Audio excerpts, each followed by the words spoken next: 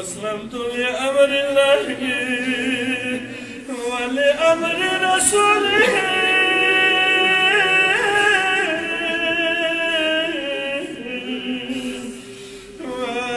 وتبرأت من عمل الشيطان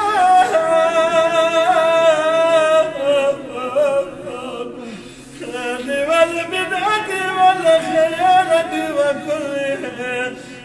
ما يزلني عن سبيل الله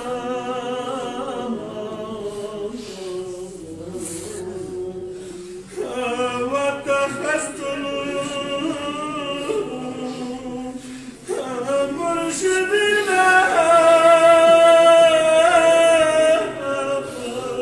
في طريقته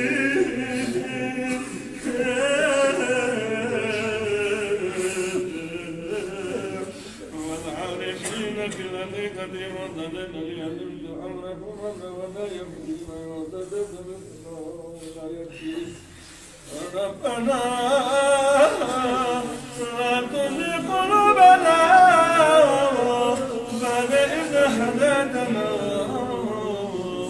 وهب لنا من لدنك رحمة إنك أنت الوهاب